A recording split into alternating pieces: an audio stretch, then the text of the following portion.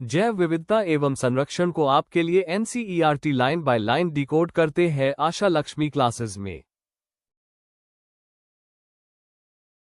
जैव विविधता संरक्षण से आप क्या समझते हैं, इसके महत्व को विस्तार से समझाइए। क्वेश्चन उठता है कि जैव विविधता के संरक्षण पर एक निबंध लिखिए अथवा हमें जैव विविधता को क्यों संरक्षित करना चाहिए। तो देखो, इसका आंसर होता है अनेक पादपों का मनुष्य तथा प्राणियों के लिए महत्व अज्ञात है। इसकी जानकारी हेतु और आने वाली पीढ़ियों के लिए इसे जैव विविधता को सुरक्षित करने की दृष्टि से संरक्षण आवश्यक है, जिससे पादप प्रजातियों का मानव हित में सदुपयोग किया जा सके। क्वेश्चन बनता है, जैव विविधता संरक्षण का अर्थ क्या है।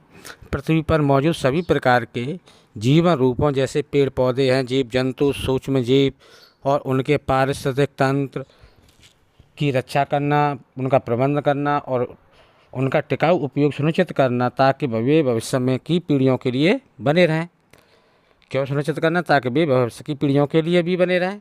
सरल शब्दों में कहें, ये हमारी प्रकृति की अनमोल संपत्ति को विलुप्त होने से बचाने तथा प्राकृतिक संतुलन बनाए रखने की एक प्रक्रिया है। क्वेश्चन उठता है, ऐसा जैव विविधता संरक्षण क्यों आवश्यक है। अरे, जैव विविधता संरक्षण हमारे अपने अस्तित्व के लिए अनिवार्य है। पारिस्थितिकी स्थिरता के लिए हर जीव खाद्य श्रृंखला में एक भूमिका निभाता है। यदि किसी भी कड़ी टूटती है तो पूरी व्यवस्था चरमरा जा सकती है। संसाधनों की प्राप्ति, हमें भोजन, दवाइयाँ, लकड़ी, रेशा और स्वच्छ हवा जैसे संसाधन सीधे जैव विविधता से ही मिलते हैं। जलवायु नियंत्रण होता है। पेड़ पौधे और जंगल कार्बन डाइऑक्साइड को अवशोषित कर जलवायु परिवर्तन को नियंत्रित करने में मदद मिलती है।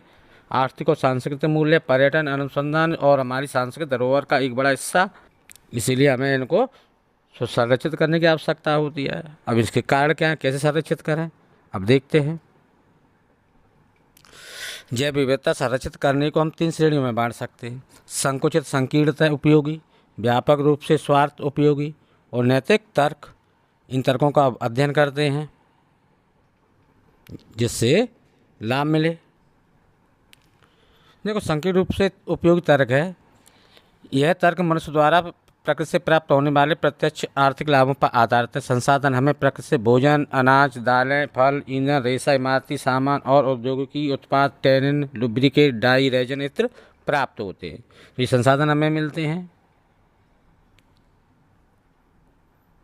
अब औषधि महत्व, दुनिया में उपयोग होने वाली 25% से अधिक औषधीय पौधों से प्राप्त होती हैं। अब 25,000 से अधिक पादप प्रजातियाँ पारंपरिक दवाइयाँ बनाने में काम करती हैं, दवाई बनाने में काम आती हैं। अभी भी उष्णकटिबंधीय वर्षा वनों में कई नई औषधि प्रजातियों की खोज होना बाकी है। ये औषधि हमारा महत्व है। अब दूसरा पॉइंट था हमारा व्यापक रूप से उपयोगी तर्क। यह तर्क प्रकृति द्वारा प्रदान की जाने वाली पारतंत्र सेवाओं पर आधारित है। क्या है, देखो, ऑक्सीजन उत्पादन, उदाहरण के तौर पर हम अमेजन वन प्रकाश संश्लेषण के माध्यम से पृथ्वी के वायुमंडल का लगभग 20% ऑक्सीजन प्रदान करते हैं। कितना करते हैं? 20%। परागण, यह एक अत्यंत महत्वपूर्ण सेवा है। परागण के बिना पौधे फल और बीज उत्पन्न नहीं कर सकते। यह कार्य मक्खियों, मधुमक्खियों, पक्षियों और चमगादड़ों जैसे पराग कार्यों द्वारा किया जाता है। ये हमारा, इसीलिए हमें इनसे लाभ मिलता है। अब देखो, सौंदर्यपरक लाभ है। प्रकृति हमें मानसिक शांति और आनंद भी देती है, जैसे बसंत में खिले फूलों को देखना, पक्षियों के गीतों को सुनना। ये अनुभव अमूल्य हैं। अब देखते हैं नैतिक तर्क।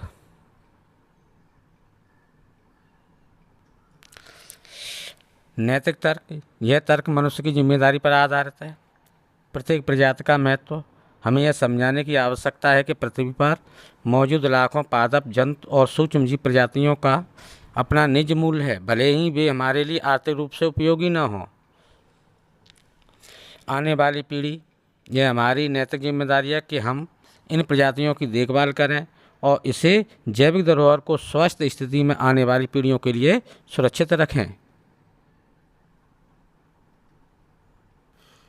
यहाँ क्वेश्चन आता है, जैव विविधता को हम कैसे संरक्षित करें। और जैव विविधता को स्वस्थानीय और बाह्यस्थानीय संरक्षण से सुरक्षित कर सकते हैं। स्वस्थानीय संरक्षण और बाह्यस्थानीय संरक्षण, अब इसको देखते हैं। स्वस्थानीय इन सिटू संरक्षण। स्वस्थानीय संरक्षण का अर्थ है जीव को उसके प्राकृतिक आवास में ही सुरक्षित रखना। उद्देश्य और महत्व क्या होता है? यह संरक्षण उन प्रजातियों के लिए महत्वपूर्ण है जो प्राकृतिक आवास में रह रही हैं। इसमें जैव विविधता, हॉटस्पॉट, राष्ट्रीय उद्यान और वन्य जीव अभयारण्य और जीव मंडल आरक्षित क्षेत्र, बायोस्फीयर रिजर्व शामिल हैं। अब हॉटस्पॉट ये वे क्षेत्र हैं जहां अत्यधिक जाति समृद्धि और उच्च स्थानिकता पाई जाती है। विश्व में 34 हॉटस्पॉट है, जिनमें से 3 पश्चिमी घाट, श्रीलंका, इंडो बर्मा यानी हिमालय भारत में हैं।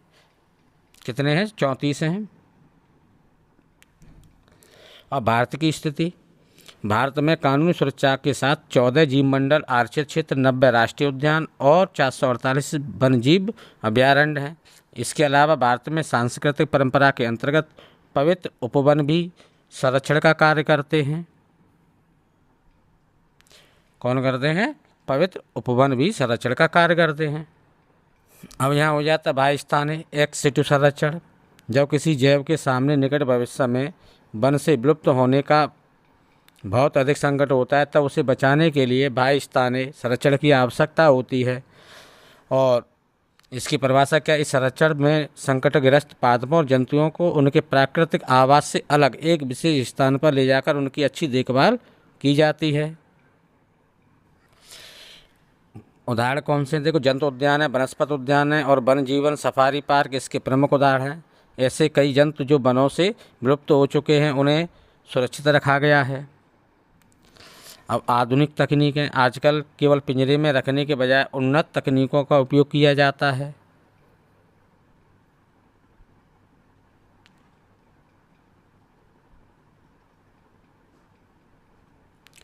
अब नियमितता परीक्षण होता है। संकटग्रस्त जातियों के युग्मकों को, गैमीट को जीवित और जनन संचय स्थिति में लंबे समय तक संरक्षित किया जा सकता है।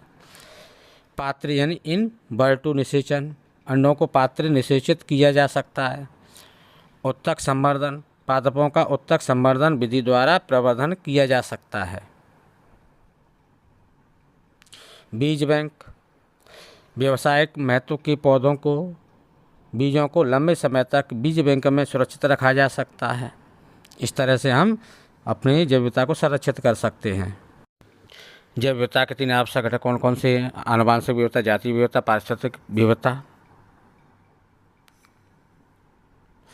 क्वेश्चन है, पारिस्थितिकी किस प्रकार विश्व की कुल जातियों का आकलन करते हैं? तो पृथ्वी पर जातीय विविधता समान रूप से वितरित नहीं है, बल्कि एक रोचक प्रतिरूप दर्शाती है। पारिस्थितिक विश्व की कुल जातियों का आकलन अक्षांशों पर तापमान के आधार पर करते हैं। जैव विविधता साधारणतः उष्ण कटिबंध क्षेत्र में सबसे अधिक होती है और ध्रुवों तक की तरफ बढ़ जाती है। उष्ण कटिबंध क्षेत्र में जातीय समृद्धि के महत्वपूर्ण कारण इस प्रकार हैं कि उष्ण कटिबंधीय क्षेत्रों में जैव जातियों के विकास के लिए अधिक समय मिला तथा इस क्षेत्र को और अधिक सौर ऊर्जा प्राप्त हुई, जिससे उत्पादकता बढ़ती है यानी अधिक होती है। जातीय समृद्धि किसी प्रदेश के क्षेत्र पर आधारित होती है। पारिस्थितिकी विद प्रजाति के उष्ण और शीतोष्ण प्रदेशों में मिलने वाली प्रवृत्ति, अधिकता आदि अन्य प्राणियों एवं पौधों में तुलना करने के अनुपात की गणना और आकलन करते हैं। जैसे तुलना करते फिर उनका अनुपात करते और आकलन करते हैं। अब क्वेश्चन नंबर 3, उष्ण कटिबंधीय क्षेत्रों में सबसे अधिक स्तर की जाति समृद्धि क्यों मिलती है? इसकी 3 परिकल्पनाएं दीजिए। अधिक उष्ण कटिबंधीय क्षेत्रों में सबसे अधिक स्तर की जाति समृद्धि क्यों मिलती है? 3 कल्पनाएं। पहली परिकल्पना क्या है? जात उद्भवन। आमतौर पर यह समय का कार्य है। शीतोष्ण क्षेत्र में प्राचीन काल से ही बार बार हिमनद होता रहा और जबकि उष्ण कटिबंधीय क्षेत्र लाखों वर्षों से आबादित रहा, इसी कारण जात विकास तथा विविधता के लिए लंबे समय मिला था। पहली बात।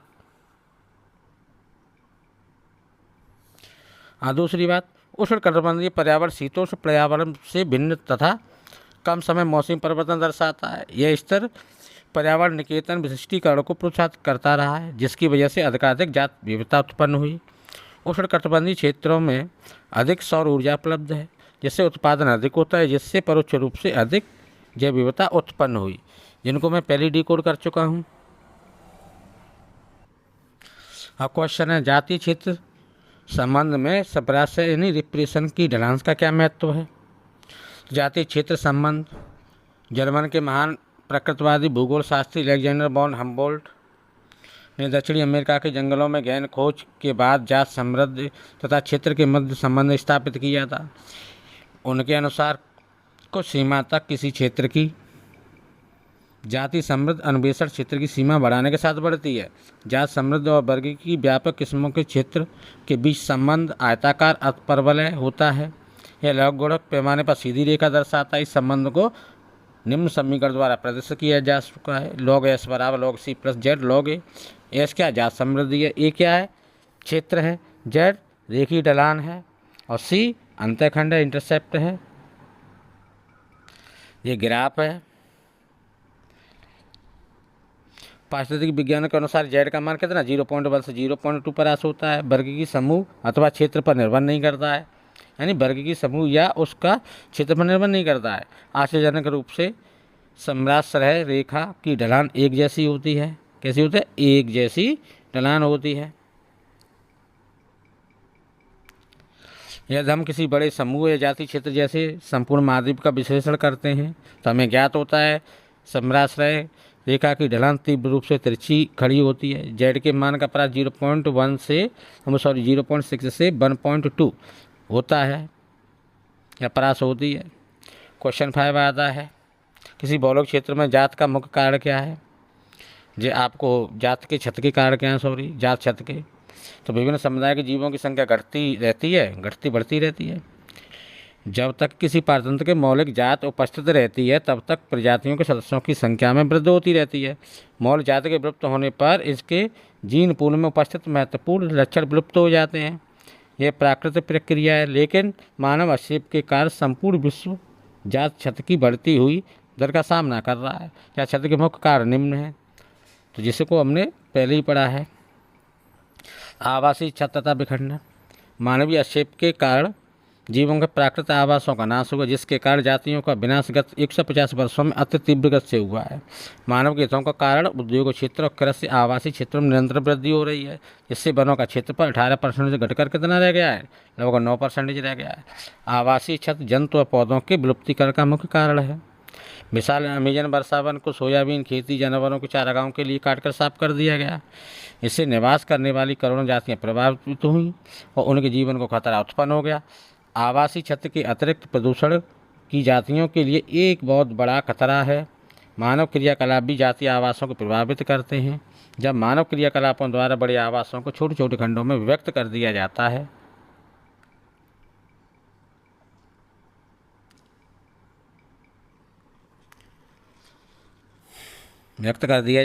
तब जिन स्तनधारियों पक्षियों को अधिक आवास चाहिए वह बुरी तरह से प्रभावित होते हैं, जिससे समष्टि में कमी हो जाती है। अतिदोहन था। मानव हमेशा से भोजन आवास के लिए प्रकृति पर निर्भर रहा है, परंतु लालच के वशीभूत होकर मानव प्राकृतिक संपदा का अत्यधिक दोहन करता रहा, जिसके कारण बहुत सी जातियाँ विलुप्त होती रहीं। अतिदोहन के कारण गत 500 वर्षों में अनेक जातियाँ विलुप्त हो गईं। अनेक समुद्री मछलियों की प्रजातियों के शिकार के कारण कम होती जा रही, जिसके कारण व्यावसायिक महत्व की अनेक जातियाँ खतरे में हैं। अब विदेशी जातियों का आक्रमण होता है। जब बाहरी जातियाँ अनजाने में या जानबूझकर किसी उद्देश्य से क्षेत्र में लाई जाती हैं, तब उनमें से कुछ आक्रामक होकर स्थानीय जातियों में कमी या उनकी विलुप्त का कारण बन जाती हैं। जैसे गाजर का आता पार्थेनियम लेंटाना, हायसिंथ, आई कार्निया जैसी आक्रामक खरपतवार जातियाँ पर्यावरण तथा अन्य देशी जातियों के लिए खतरा बन गई। इसी प्रकार मत्स्य पालन के उद्देश्य से अफ्रीकन कैटफिश को, क्लेरियस गैरीपाइनस मछली को हमारी नदियों में लाया गया, लेकिन अब ये मछली हमारी नदियों की जो मूल असल्क मीन यानी कैटफिश जातियों के लिए खतरा पैदा कर रही हैं। अब सहविलुप्तता। एक ही जाति के विलुप्त होने के आधार पर दूसरी जंतु व पादप जातियाँ भी विलुप्त होने लगती हैं। जैसे एक परपोषी मत्स्य जाति विलुप्त होती है तब उसके विशिष्ट परजीवी भी विलुप्त हो जाते हैं। और स्थानीय अथवा झूम कृषि जंगलों में रहने वाली जनजातियाँ विभिन्न जंतुओं का शिकार करके भोजन प्राप्त करती हैं। इनका कोई निश्चित आवास नहीं होता है। ये जीवन यापन के लिए एक स्थान से दूसरे स्थानों पर स्थानांतरित होती रहती हैं। ये जंगल ही भूमि पर खेती करते हैं। इसके लिए जनजातियां प्राय जंगल के पेड़ों घास फूस को जलाकर नष्ट कर देते हैं। इस प्रकार की कृषि को झूम कृषि कहते हैं, जिसके कारण वन्य प्रजातियां स्थान अभाव के कारण कैसे होती हैं, प्रभावित हो जाती हैं। अब क्वेश्चन नंबर है 6, पारतंत्र के कार्यों का उल्लेख जैव विविधता कैसे उपयोगी है। जैव विविधता की पारतंत्र कार्यों के लिए उपयोगिता। अनेक दशकों तक पारिस्थितिक विदों का विश्वास था कि जिस समुदाय में अधिक जातियां होती हैं वहाँ पारतंत्र कम जाति वाले समुदाय से अधिक स्थिर रहता है। डेविड टिडमैन ने अपना एक प्रयोगशाला के बाहर भूखंडों में लंबे समय तक पारतंत्र के प्रयोग के बाद पाया कि उन भूखंडों में जिन पर अधिक जातियाँ थी साल दर साल कुल जैवभार में जो कम भिन्नता उन्होंने दर्शाई। उन्होंने अपने प्रयोग में यह भी दर्शाया कि विविधता में वृद्धि से उत्पादकता बढ़ती है। हम यह महसूस करते हैं कि समृद्ध जैव विविधता अच्छे पारतंत्र के लिए जितनी आवश्यक है उतनी ही मानव जीवन रखने के लिए भी आवश्यक है। प्रकृति द्वारा प्रदान की गई जैव विविधता की अनेक पारतंत्र सेवाओं में मुख्य भूमिका है।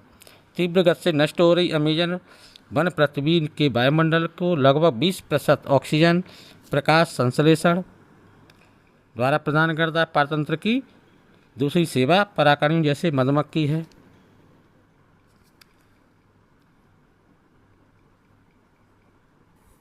अब क्वेश्चन नंबर 6 है, पारतंत्र के कार्यों को जैव विविधता कैसे उपयोगी है। तो ये अभी पढ़ा था। तो जिसके बिना पौधे फल फूल जैसे मधुमक्खी, गुंजन, मच्छका, पक्षी और चमगादड़ द्वारा की जाने वाली परागण क्रिया हैं, जिसके बिना पौधे पर फल बीज नहीं बन सकते। हम प्रकृति के अन्य अप्रत्यक्ष सौंदर्य पर लाभ उठाते हैं। पारतंत्र पर्यावरण को शुद्ध बनाता है, सूखा बाढ़ आदि को नियंत्रित करने में हमारी मदद करता है। तो क्वेश्चन नंबर 6 मोस्ट इम्पोर्टेंट है, पारतंत्र के कार्यों को जैव विविधता में कैसे उपयोगी है। ठीक। क्वेश्चन नंबर 7 आ जाता है, पवित्र उपवन क्या है, उनकी संरक्षण भूमिका क्या है। अलौकिक ग्रुप्स या पवित्र उपवन पूजा स्थलों के चारों ओर पाए जाने वाले वनखंड हैं। जाति समुदाय राज्य या केंद्र सरकार द्वारा स्थापित किए जाते हैं। पवित्र उपवनों से विभिन्न प्रकार के वन्य जंतुओं और वनस्पतियों को संरक्षण प्राप्त होता है, क्योंकि इनके आसपास हानिकारक मानव गतिविधियां बहुत कम होती हैं। इस प्रकार ये वन्य जीव संरक्षण में धनात्मक योगदान प्रदान करते हैं। अब क्वेश्चन नंबर 8, पारतंत्र सेवा के अंतर्गत बाढ़ व भू अपरदन यानी सॉइल इरोजन नियंत्रित आते हैं। यह किस प्रकार पारतंत्र जीव घटकों द्वारा पूर्ण होते हैं। तो देखो, पारतंत्र को संरक्षित कर बाढ़, सूखा, भू अपरदन जैसी समस्याओं से पर नियंत्रण पाया जा सकता है। वृक्षों की जड़ें मृदा कणों को जकड़ लेती हैं, जिससे जल और वायु प्रवाह को अवरोध उत्पन्न होते हैं। वृक्षों के कटान से यह अवरोध समाप्त हो जाता है। मृदा की ऊपरी उपजाऊ परत तीव्र वायु या वर्षा के जल के साथ बहकर नष्ट हो जाती है। इसे मृदा अपवर्तन कहते हैं। पहाड़ों से जल ग्रहण क्षेत्रों के वृक्षों को काटने पर मैदानी क्षेत्रों में बाढ़ आ जाती है और यह अधिक गंभीर रूप धारण कर लेती है। बाढ़ के समय नदियों का पानी किनारों से तेज गति से टकराता है और इन्हें काटता रहता है। इसके फलस्वरूप नदी का प्रवाह सामान्य दिशा से अतिरिक्त अन्य दिशाओं में भी होने लगता है। वृक्षारोपण बाढ़ नियंत्रण और मृदा अपवर्तन इसे रोकने का प्रमुख कारण है।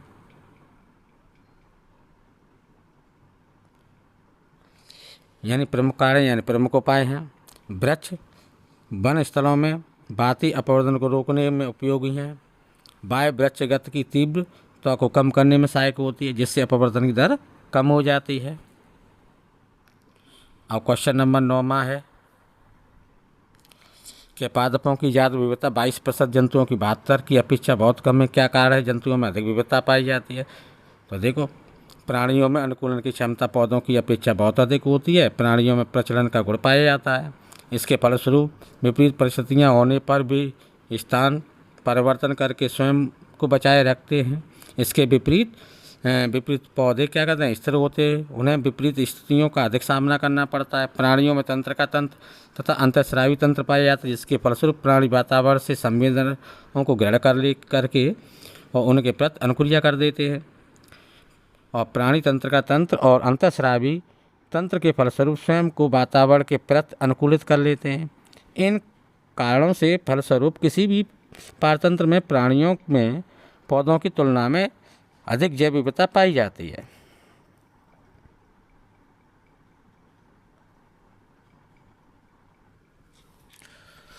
अब क्वेश्चन नंबर था, क्या आप ऐसी स्थिति के बारे में सोच सकते हो जहां हम जानबूझकर किसी जात को विलुप्त करना चाहते हैं? क्या आप इसे उचित समझते हैं? जब बाहरी जातियां अनजाने में जानबूझकर किसी भी उद्देश्य से एक क्षेत्र में लाई जाती हैं, तब उनमें से कुछ आक्रामक होकर स्थानीय जातियों में कमी या उसकी विलुप्ति का कारण बन जाती हैं। जैसे गाजर घास, लैंटाना है और हाइसिस है, आर्केनी जैसी आक्रामक खरपतवार जातियाँ पर्यावरण तथा अन्य देशी जातियों के लिए खतरा बन गईं। इसी प्रकार मत्स्य पालन के उद्देश्य से अफ्रीकन कैटफिश, क्लेरियस गैरीपाइनस मछली को हमारी नदियों में लाया गया, लेकिन अब ये मछलियाँ हमारी नदियों की मूल असल्कमीन कैटफिश जातियों के लिए खतरा पैदा कर रही हैं। इन हानिकारक प्रजातियों को हमें जानबूझकर विलुप्त करना होगा। इसी प्रकार अनेक विषाणु जैसे पीलिया विषाणु को विलुप्त करके दुनिया को पीलियो मुक्त करना चाहते हैं। जब आपका क्लियर हो गया topic. Thanks watching my channel and subscribe.